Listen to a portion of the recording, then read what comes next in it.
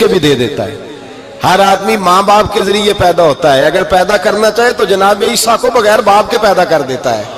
اگر پیدا کرنا چاہے تو حضرت آدم کو بغیر ماں اور باپ کے پیدا کر دیتا ہے. جب یقین رکھیں, یقین, قرآن مجید پڑھیے.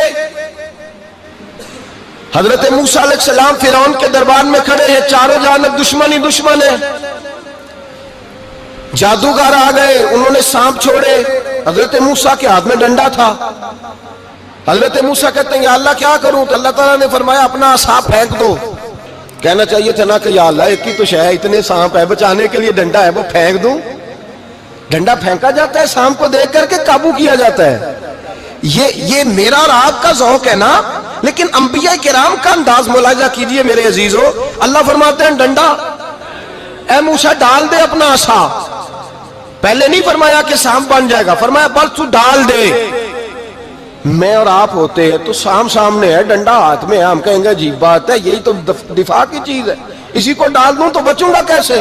کہا ڈال دو. تو حضرت موسیٰ نے ڈال دیا. کہا میرے رب کا حکم ہے تو میرے لیے بہتر ہی ہوگا. اللہ فرماتے ہیں جب موسیٰ نے ڈالا تو میں نے اس ڈنڈے کو, اس عصا کو اژدہا بنا دیا. اب کبھی عصا بھی اژدہا بنے, کبھی چھڑی بھی بہت بڑا اژدہا بنی ہے, لیکن قرآن کہتا ہے جناب موسیٰ نے ڈالا تو اللہ نے اژدہا. بلکہ اس سے پیچھے چلیے, عورتیں کمزور یقین کی ہوتی ہیں نا. جناب موسیٰ پیدا ہوئے تو اللہ فرماتے ہیں میں نے موسیٰ کی ماں کے دل میں بات ڈالی, ماں کے دل میں, صندوق میں ڈال کے تو اس کو دریا میں بہا دے. اور بھائی صندوق میں کہہ سکتے ہیں نا آکسیجن کیسے جائے گی, اور دریا میں بچے بچنے کے لیے ڈالے جاتے ہیں کہ ڈوبنے کے لیے ڈالے جاتے ہیں. ماں کے دل میں یقین کمزور نہیں تھا اماں کا. انبیاء کے ماں باپ موحد ہوتے ہیں, دین کو ماننے والے. ماں کے دل میں اللہ نے بات, اللہ قرآن میں کہتے میں نے وحی کی, میں نے القاء کیا, میں نے بات ڈالی. حضرت موسیٰ کی ماں کہتی ہے میں نے ڈال کے نا سمندر میں بیٹا, میں نے سمندر میں بیٹا ڈال کے صندوق میں بند کر کے رب کے حوالے کیا. آپ فرماتے ہیں میرے مالک کا بھروسہ کیا تو پھر میرے مالک کا کام دیکھو, کمال دیکھو. میں نے دریا میں ڈالا, اللہ نے فرعون کے گھر میں میرے بیٹے کی پرورش کرا دی. یہ یقین کہ حضرت موسیٰ کے پاس قوم آئی, قرآن پڑھیے. کہا جناب پانی چاہیے. وَإِذِ اسْتَسْقَىٰ مُوسَىٰ لِقَوْمِهِ, موسیٰ نے اپنی قوم کے لیے پانی مانگا. ہم نے کہا فَانْفَجَرَتْ مِنْهُ اثْنَتَا عَشَرَةَ عَيْنًا, اپنا ڈنڈا پتھر پہ مارو. عقل والا آدمی ہوتا تو اڑ جاتا, کہتا یا اللہ پتھروں سے بھی کبھی پانی نکلا ہے؟ اضرب بعصاک الحجر, مارو پتھر پہ ڈنڈا. اللہ کے نبی نے منٹ نہیں لگایا, ٹھا کر کے ڈنڈا لگایا. فَانْفَجَرَتْ مِنْهُ اثْنَتَا عَشَرَةَ عَيْنًا. اللہ فرماتے ہیں جناب موسیٰ نے ایک عصا مارا, میں نے 12 چشمے جاری کر دیے. تو لے تو اللہ کرتا ہے, اللہ کہتا ہے پڑھ نماز روزی دوں گا, کہتا ہے سوچتا ہوں. اللہ فرماتا ہے آجا مسجد میں تیرا ہو جاؤں گا, کہتا ہے دیکھتا ہوں. رب فرماتا ہے تو میرے محبوب کی غلامی کر, میں تجھے محبوب بنا لوں گا. تو کہتا ہے تھوڑا بڑا ہو کے داڑھی رکھنی ہے, ابھی سیانہ ہو کے, میں ذرا سرٹیفکیٹ لے لوں اسرائیل سے کہ کتنے سالوں کے بعد آئیں گے, پھر شروع کروں گا. پروگرام بنا رہا ہے, ابھی تو ارادے میں ہے. اللہ کے پیغمبر کا ڈنڈا, اور اس سے زیادہ آگے بات ہو گئی. پیچھے فوج لگی ہوئی ہے فرعون کی, مجمع ہے, ہزاروں لاکھوں کا لشکر لے کے, تلواریں, نیزے. فرعون پیچھے, آگے دریا آ گیا. حضرت موسیٰ علیہ السلام کھڑے ہیں, اب کدھر جائیں؟ اللہ پاک نے فرمایا مارو ڈنڈا. کہاں؟ پانی پہ ڈنڈا مارو. اب حضرت موسیٰ علیہ السلام پانی پہ ڈنڈا مارے تو پانی ابلے گا, اس سے زیادہ کیا ہوگا؟ پہلے پتھر پہ ڈنڈا مروایا تو پانی نکلا, اب پانی پہ ڈنڈا مروایا. فَإِذْ فَرَقْنَا بِكُمُ الْبَحْرَ فَأَنْجَيْنَاكُمْ وَأَغْرَقْنَا آلَ فِرْعَوْنَ. اللہ فرماتے ہیں موسیٰ نے پانی پہ ڈنڈا مارا تو میں نے پانی میں رستے بنا دیے. ایک جگہ ڈنڈا مارا تو پانی نکل آیا, دوسری جگہ عصا مارا تو پانی خشک ہو گیا. 12 چشمے بن گئے, 12 رستے بن گئے دریا میں سے. حضرت موسیٰ علیہ السلام گزر گئے, اور اللہ فرماتے ہیں فرعون بھی آیا تو اسے میں نے غرق کر دیا, اور وہ کھڑا دیکھتا ہی رہ گیا کہ بنا کیا ہے. یہ تو بات ہے حضرت موسیٰ کی, میرے مصطفیٰ کے غلام.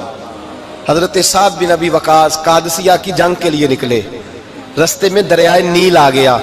حضرت سیدنا سعد بن ابی وقاص اب کہاں سفر طے کر کے آئے, کہتے ہیں پتہ ہی نہیں تھا کہ دریا آ جائے گا. اب دور دور تک پل کوئی نہیں, صحابہ کہتے ہیں دشمن للکار رہا, حضرت سعد بن ابی وقاص دریا کنارے کھڑے ہوئے, ایمان یقین اور استقامت، ڈٹ گئے.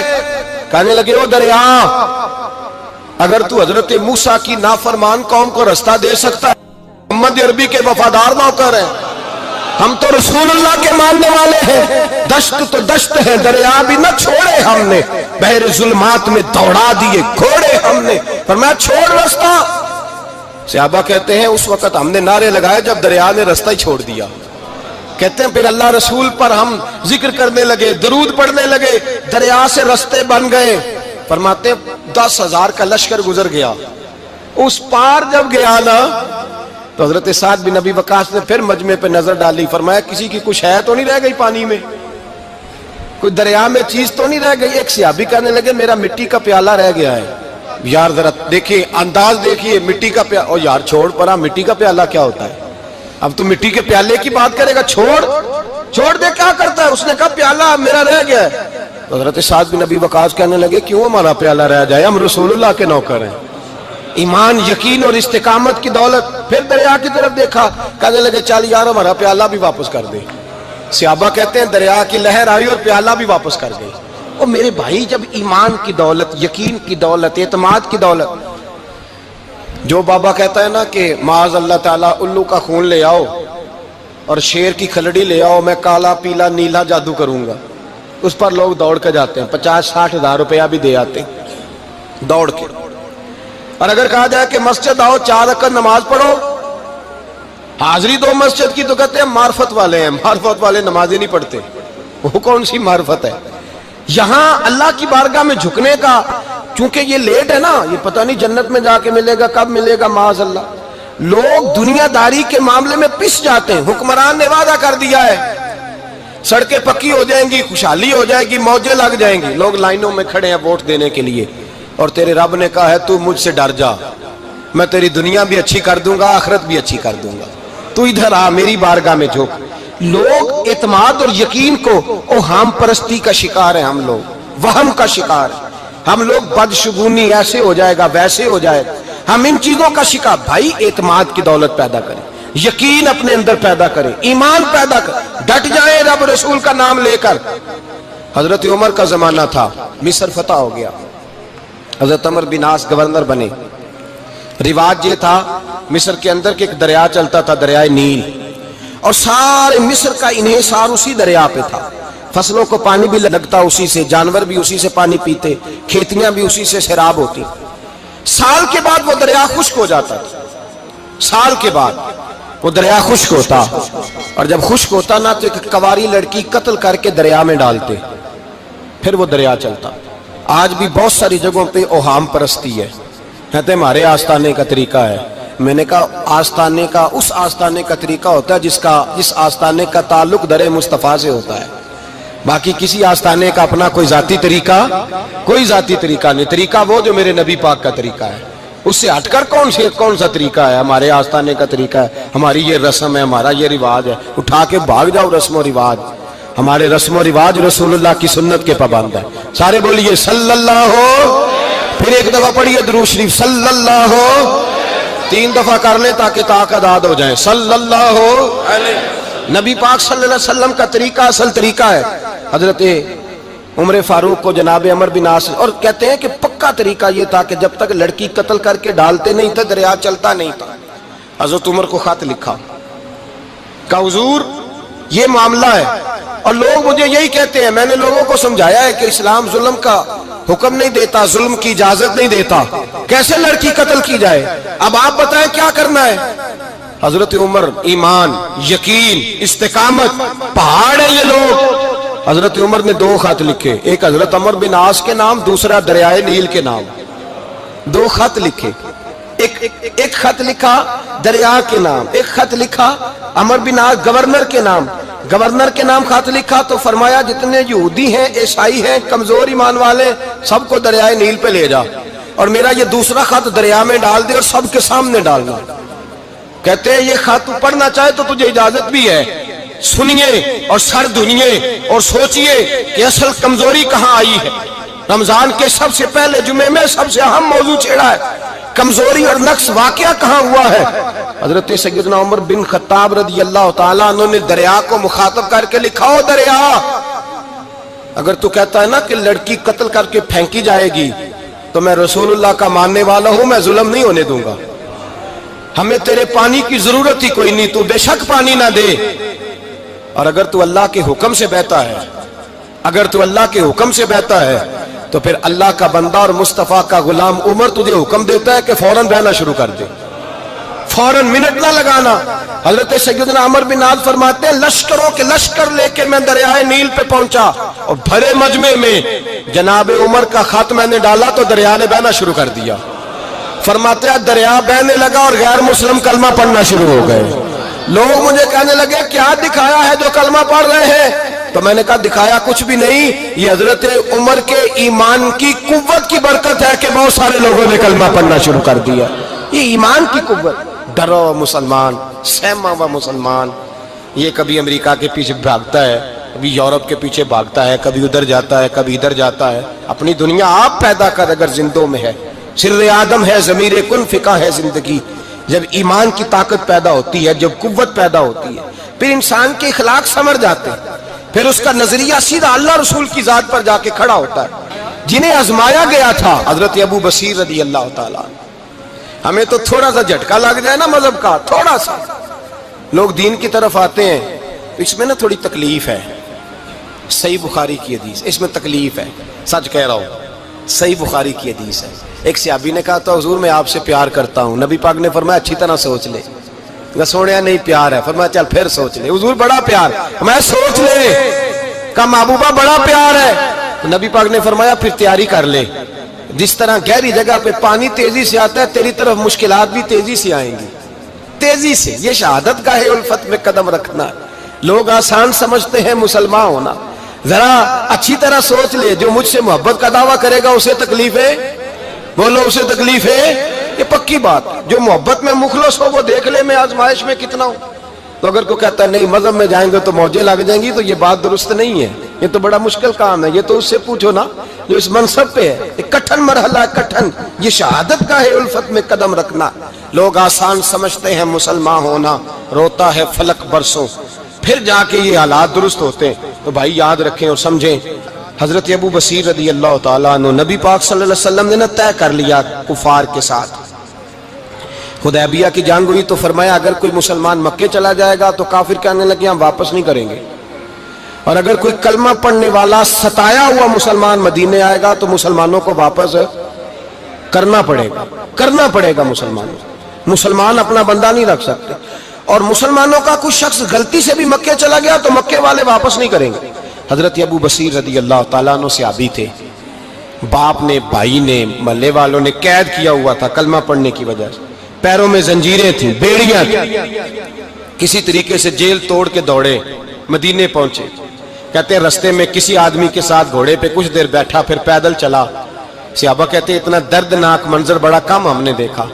ابو بصیر جس گلی سے گزرتے وہاں خون پھیل جاتا، ان کی ٹانگیں خون سے کٹتی، وہ زنجیریں بندھی ہوئی، در رسول پہ حضور میں بھاگ کے آیا ہوں۔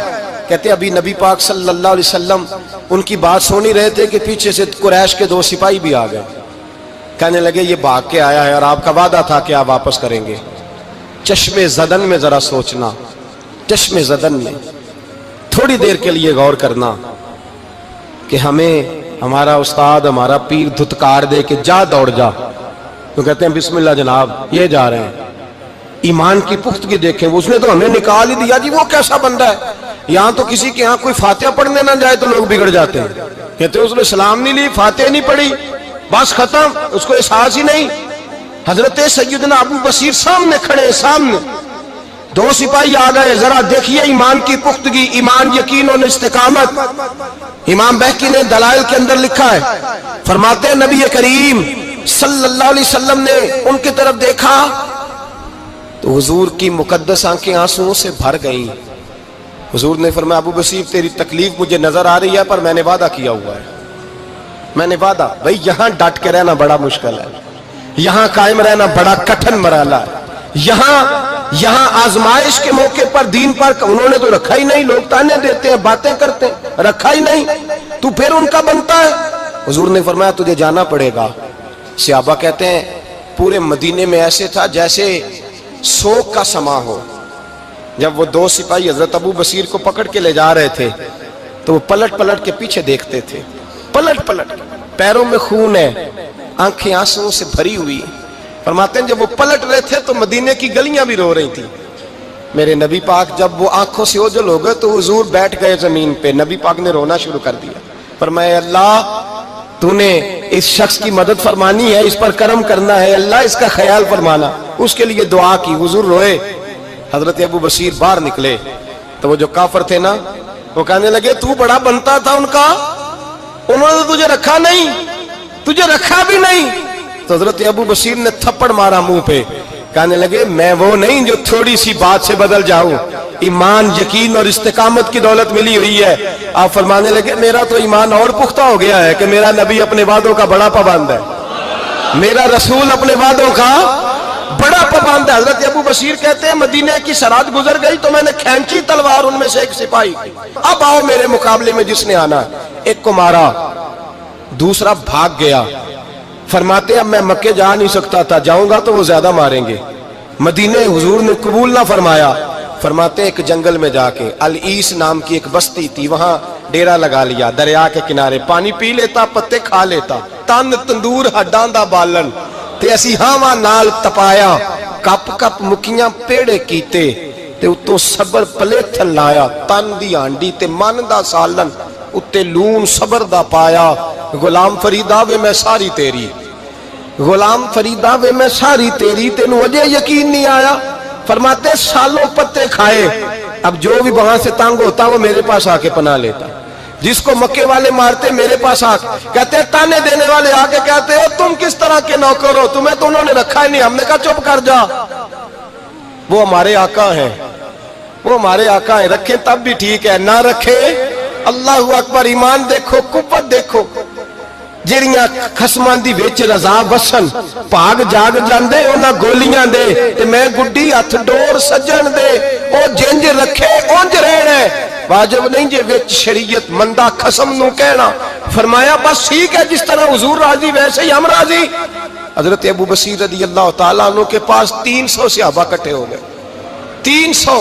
حضرت ابو بصیر جب مدینے کی سرحد سے گزر رہے تھے نا تو نبی پاک نے ایک آواز دی تھی، فرمایا ابو بصیر ایک وقت آئے گا کہ میرا پیغام تجھ تک پہنچے گا، ایک ٹائم آئے گا۔ حضرت ابو بصیر سے جب کوئی کہتا نا کہ زندہ کس بات پہ ہو تو فرمانے لگے مصطفیٰ کے فرمان پہ بڑا یقین ہے، بلاوا آئے گا، مجھے بلاوا، مجھے یقین ہے کہ مجھے بلاوا، بڑی امید ہے سرکار قدموں میں بلائیں گے، اور کرم کی جب نظر ہوگی مدینے، مجھے یقین ہے کہ مجھے بلاوا۔ حضرت ابو بصیر رضی اللہ تعالیٰ عنہ فرماتے ہیں کہ وقت گزرتا گیا، 300 لوگ کٹھے ہو گئے۔ جب کوئی مسلمانوں کا قافلہ مکے کے پاس سے گزرتا تو مکے والے لوٹ لیتے تھے، حضور نے بھی اجازت دی مدینے والوں کو، اگر ان کا قافلہ کوئی آئے تمہیں بھی حملے کی اجازت ہے، کفر کا مال مال غنیمت ہے۔ حضرت ابو بصیر کہتے ہیں جب بھی ہمارے قریب سے وہ رستہ تھا شام کی طرف جانے کا، جب بھی کافر گزرتے ہم ان کے قافلے پکڑ لیتے، لوٹتے، ہم بھی ان کو اس طرح کی سزا دیتے جو مسلمانوں کو دیتے تھے۔ فرماتے ان کا جینا محال ہو گیا، ہاتھ باندھ کے نبی پاک کی بارگاہ میں گئے، کہنے لگے یہ شرک ختم فرما دیں اور آپ ان کو بلا لیں، بلا لیں۔ حضرت ابو بصیر فرماتے ہیں میں بوڑھا آدمی تھا، دن بھر میں کام کرتا، محنت کرتا، اس علاقے میں کھیتی باڑی کرتا، جب رات ہوتی تو میں کسی پہاڑ کے ٹیلے پہ بیٹھتا اور مدینے کی جانب منہ کر لیتا، اور میں انتظار کرتا بلاوا کب آئے گا، کب حضور کا پیغام آئے گا، میں انتظار کرتا۔ حضرت ابو بصیر رضی اللہ تعالیٰ عنہ بیمار ہو گئے، شدید بیمار، سخت بیمار تھے تو قریش نے شیخ ختم کی۔ حضرت ابو ہریرہ کہتے ہیں نبی پاک نے 2 صحابہ کو رکا دیا، فرمایا جاؤ اسے جا کے کہو آ جائے، اسے کہو آ جائے۔ صحابہ کہتے ہیں ہم پہنچے تو ان کا آخری وقت چل رہا تھا، آخری ہجکیاں تھیں، ایمان اور یقین دیکھو، آخری ہجکیاں۔ لوگ کہتے ابو بصیر وقت آ گیا، وہ کہتے ہیں نہیں ابھی وقت نہیں آیا، وقت تب آئے گا جب نبی پاک کا بلاوا آئے گا۔ حضور کا وعدہ تھا وقت تب آئے گا جب میرے نبی کا بلاوا آئے گا، بھی بلاوا نہیں آیا تو ابو بصیر کا وقت بھی نہیں آیا۔ صحابہ کہتے ہیں ہم نے جا کے رکا تھمایا، اٹھنے کی بھی طاقت نہیں تھی۔ جب حضور کا رکا لیا نا تو دونوں یوں مٹھیاں بند کر لی، گویا جھوم جھوم کے نعرے لگانے لگے آؤ دیکھو میرے نبی کے وعدے کتنے سچے ہیں، آؤ دیکھو حضور کے وعدے، چومتے حضور کا نامہ، سر پہ رکھتے، سینے سے لگاتے۔ اور کہتے ہیں پھر بلند آواز سے کلمہ پڑھنے لگے. کہنے لگے حضور میں حاضر ہوا. یا رسول اللہ میں آیا. کہتے ہیں بلند آواز سے کلمہ پڑھا اور ان کی روح پرواز کر گئی. ان کی روح پرواز کر گئی. نبی رحمت صلی اللہ علیہ وسلم کے غلاموں کا یقین، اعتماد اتنے اعلیٰ درجے کا. کمزور مسلمان، دائیں بائیں دیکھتا مسلمان، کفر کے وعدوں پر اعتبار کرتا، یہودی عیسائی اور سکھ کے وعدوں پر اعتبار کرتا، دنیا دار ٹھگ اور چور کے وعدوں پر اعتبار کرتا، یہ رب کریم کے وعدے پر اعتبار نہیں کرتا. یہ اللہ رسول کے ساتھ اپنی توجہ کو مبذول نہیں کرتا. میرے رسول کریم سید عالم صلی اللہ علیہ وسلم کے غلاموں نے اعتماد کر کے، یقین کر کے ہمیں بتلایا ہے کہ جب تیرے پاس یقین کی دولت ہوتی ہے پھر تو دنیا کا طاقتور آدمی ہوتا ہے.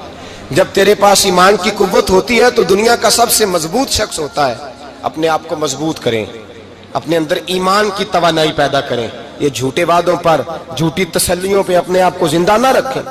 نہ دیکھیں دائیں بائیں کیا ہو رہا ہے، توجہ سیدھی اللہ رسول کی جانب رکھیں. مضبوط ایمان پیدا کریں، تگڑا.